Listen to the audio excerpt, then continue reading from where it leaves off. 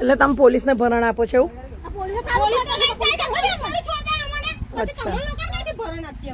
LCB નહીં આપો છો એવું ને? બરોબર.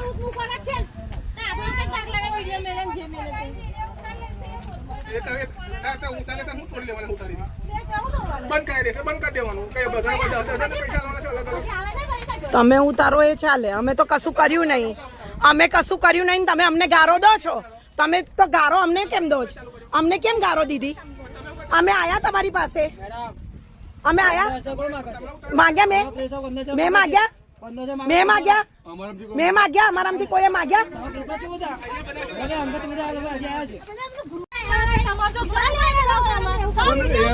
આ વિડીયો ઉતારે એ ચાલે? આ વિડીયો ઉતારે એ ચાલે? અમે કોની પાસે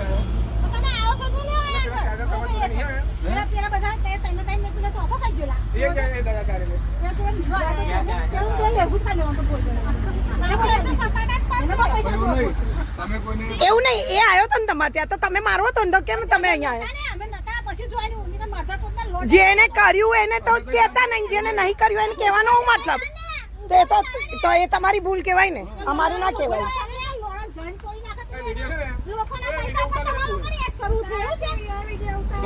જે માગે ને એને કરો,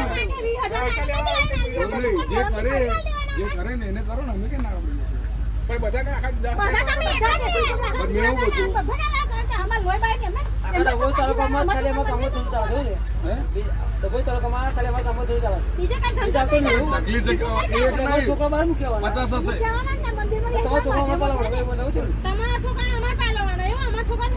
અમે આયા છે, અમે માગી છે, અમે માયા તમારી પાસે આયા. અરે અહીં આવીને બેઠા તેનો અર્થ એવું કે તમે અમે તમારી પાસે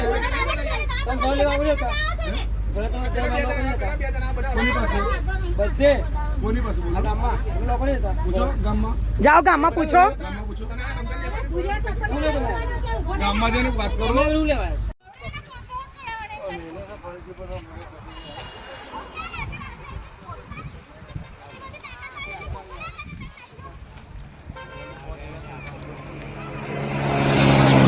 વડોદરા જિલ્લાના ડભોઈ તાલુકાના શિરોલા ગામમાંથી ગેરકાયદેસર દારૂના ધંધાને લઈને સામે આવેલી ચોંકાવનારી વિગતો સમગ્ર જિલ્લામાં ચર્ચાનો વિષય બની ગઈ છે.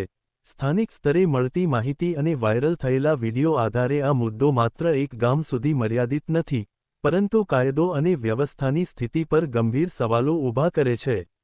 માહિતી મુજબ શિરોલા ગામમાં કેટલાક બુટલેગરો દ્વારા વર્ષોથી ખુલ્લેઆમ દારૂનો ગેરકાયદેસર વેપાર ચાલી રહ્યો હોવાના આક્ષેપો છે. સૌથી ચોંકાવનારી વાત એ છે કે આ બુટલેગરો ખુદ દાવો કરી રહ્યા છે કે તેઓ છેલ્લા 20-25 વર્ષથી પોલીસને નિયમિત રીતે હપ્તા ચૂકવી રહ્યા છે. આ દાવાઓએ પોલીસ તંત્રની વિશ્વસનીયતા પર ગંભીર પ્રશ્નચિહ્ન મૂકી દીધું છે. આ સમગ્ર મામલામાં કોકિલાબેન નામની એક મહિલા બુટલેગરનું નામ ખાસ કરીને સામે આવ્યું છે. સ્થાનિક લોકોના જણાવ્યા અનુસાર કોકિલાબેન દ્વારા ઉદ્ધત ભાષામાં એવું કહેવામાં આવ્યું છે કે પોલીસ સ્ટેશન લઈ જાય તો લઈ જાય, મને કોઈનો ડર નથી, હું એલસીબી, ડીસીબી, એસઓજી બધાને આપું છું. આવા નિવેદનો માત્ર કાયદાનો ભંગ જ નથી, પરંતુ પોલીસ તંત્ર પ્રત્યેના ભયના અભાવને પણ સ્પષ્ટ દર્શાવે છે. વિડીયોમાં અને સ્થાનિક સાક્ષીઓના નિવેદનોમાં એવું પણ સામે આવ્યું છે કે બુટલેગરો દ્વારા ખુલ્લેઆમ એવું કહેવામાં આવી રહ્યું છે કે પોલીસ અમારી ખિસ્સામાં છે, તમે જે કરવું હોય તે કરી લો. આ પ્રકારના નિવેદનો કાયદા પ્રત્યેની અવગણના અને ગેરકાયદેસર પ્રવૃત્તિઓને મળતા સંભવિત રાજકીય કે તંત્રના આશ્રય તરફ ઇશારો કરે છે. આ મામલાનો એક વધુ ગંભીર પાસો એ છે કે મીડિયા સામે પણ ધમકીઓ આપવામાં આવી રહી છે. કેટલાક બુટલેગરો દ્વારા એવો આક્ષેપ કરવામાં આવ્યો છે કે તેઓએ કેટલાક મીડિયા કર્મચારીઓને ખરીદી લીધા છે, જ્યારે અન્ય પત્રકારો પર દબાણ અને ધમકીનો માહોલ ઊભો કરવામાં આવી રહ્યો છે. વાયરલ થયેલા વિડીયોમાં સ્પષ્ટપણે સાંભળવા મળે છે કે હવે પછી દરેક મીડિયાવાળાને મારવામાં આવશે અને એની જવાબદારી અમારી નહીં રહે. આ નિવેદનોએ પત્રકારોની સુરક્ષા અંગે પણ ચિંતાનો માહોલ ઊભો કર્યો છે. સ્થાનિક લોકોમાં આ સમગ્ર ઘટનાને લઈને ભારે રોષ જોવા મળી રહ્યો છે. ગામના રહીશો કહે છે કે ગેરકાયદેસર દારૂના ધંધાના કારણે યુવાનોનું ભવિષ્ય બગડી રહ્યું છે અને મહિલાઓમાં અસુરક્ષાની લાગણી વધતી જઈ રહી છે. તેઓએ માંગ કરી છે કે આ મામલે તાત્કાલિક અને કડક કાર્યવાહી કરવામાં આવે। આ ઘટનાને લઈને એલસીબી, ડીસીબી, એસઓજી અને ક્રાઇમ બ્રાન્ચ જેવા વિવિધ પોલીસ વિભાગોની ભૂમિકા અંગે પણ સવાલો ઉઠી રહ્યા છે।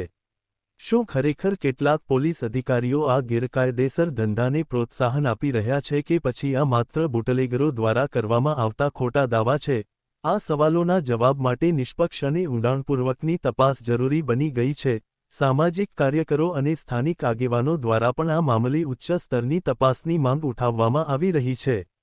તેઓએ જણાવ્યું છે કે જો આક્ષેપોમાં સત્ય હશે તો તે કાયદા અને વ્યવસ્થાને માટે ગંભીર ખતરો સાબિત થઈ શકે છે। તેઓએ રાજ્ય સરકાર અને પોલીસ વડા પાસે આ મામલે ખાસ તપાસ ટીમ સેટની રચના કરવાની માંગ કરી છે। હાલમાં પોલીસ તંત્ર તરફથી આ મામલે કોઈ સત્તાવાર નિવેદન સામે આવ્યું નથી, જેના કારણે લોકોમાં શંકા વધુ ઘેરી બની રહી છે। લોકો હવે રાહ જોઈ રહ્યા છે કે શું આ મામલે ઝડપી કાર્યવાહી થશે કે પછી આ પણ અન્ય કેસોની જેમ દબાઈ જશે। આ સમગ્ર પ્રકરણ માત્ર શિરોલા ગામ પૂરતું મર્યાદિત નથી, પરંતુ તે સમગ્ર સમાજ માટે એક ચેતવણીરૂપ છે।